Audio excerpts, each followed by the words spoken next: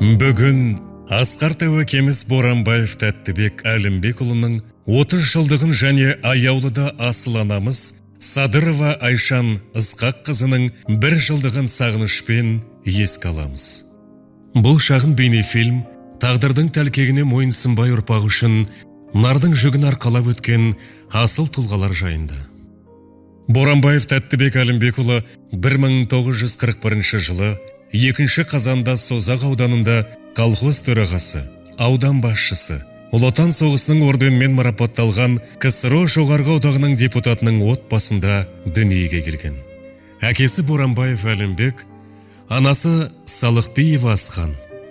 Тәттібек отбасындағы 6 баланың тұңғышы болған. 1958 жылы Түлкібастағы Шевцов атындағы нөмір 342 мектебін бітіріп, Шымкент қаласындағы химикалық технологиялық институтының өнеркәсіптік тоңазытқыш қондырғылары мамандығы бойынша білім алған. Оқуды аяқтағаннан кейін өзінің еңбек жолын облыстық тұтынушылар одағынан бастаған. 1972-1979 жылдары аралығында тұтыну кооперациясының консерв зауытының директор лауазымында қызмет атқарған. 1979-1984 жылдары аралығында консерв зауытының бас директоры және еңбекші ауданының депутаты лауазымдарын қоса атқарып, еңбек қызмет үшін бірқатар марапаттар иегері атанды. Біздің әкеміз өте жауапкершілігі мол, оқығанды ұнататын, ортасында абыройы биік, өзінен кейін ерген іні қарындастарына әкенің орнын басқан болатын. Анамыз Садырова Айшан Ысқақ қызы 1942 жылы 13 тамызда Алматы облысының Рахат елді мекенінде тракторшы атамыз Ысқақ Садыров және Ақлиман апамыздың отбасында дүниеге келген. Анамыз Айшан Талғар қаласында орта мектебінде оқып, Талдықорғандық кооператив оқу орнында білім алған. 1962 жылы осы оқу орнын үздік бітіріп, байқау негізінде Мәскеу қаласындағы орталық одақтық кооперативті институтының сауда экономикасы мамандығы бойынша оқуын аяқтаған. 1967 жылы институт бітіргеннен кейін еңбек жолын экономист-инженер қызметінен бастаған. 1968 жылы Шымкент қаласына сапарға аттанып, ол жерде әкемізбен табысып, 1969 жылы қарапайым үйлену тойын өткізген. 1969 жылы өмірге тұңғыш жылы Нұрлан, соңынан Динара, Маржан және Талғат деген перзенттері дүниеге келген. Сол жылы Шымкенттік кооперативті техникумда экономика пәнінің мұғалімі болып қызметін бастап, 1998 жылға дейін еңбек жолын үзбей жалғастырған. Қызмет барысында еңбегі сіңген мұғалімі ретінде КСРО жоғарғы одағының еңбек ардагер орденімен, тұтынушы кооперациясы белгісімен марапатталған. Өз ісін адал және сүйіспеншілікпен атқарып, еңбек үздігі атанып, зейнетке еңбек сіңген еңбек ардагер ретінде шыққан. Ата-анамыз өте бақытты және ауыз біршілікте өмір сүрді. Олар ұлдарын ұяға, қыздарын қияға қондырып, 14 немере 5 шөбересін бауырына басты.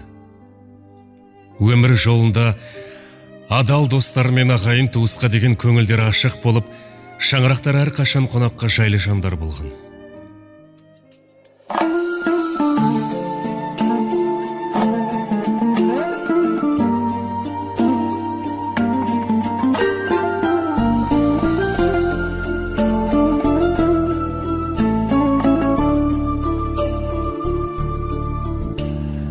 Әлемнің жарығын сыйладың сен маған, даланың әр гүлін жинадың сен маған. Сен бердің құстардың қанатын самғаған, балалық қоштарым өзіңе арнаған. Әлдилеп аялап өсірген жемісін, самал жел саябақ құшағың мен үшін. Есейіп кетсем де мен саған сәбимін, көңліңді өктемдей көзіңнен танимын. Есейіп кетсем де мен саған сәбимін, көңліңді өктемдей көзіңнен танимын. Өтеуге борышын анашым жан сырым, іздедім сен үшін әлемнің асылын.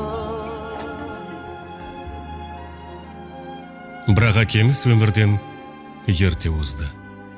Анамыздың еңбек қорлығы, жауапкершілігі мен қонақ жайлығының арқасында басқа адамдарға да үнемі көмегін аямаған жан еді.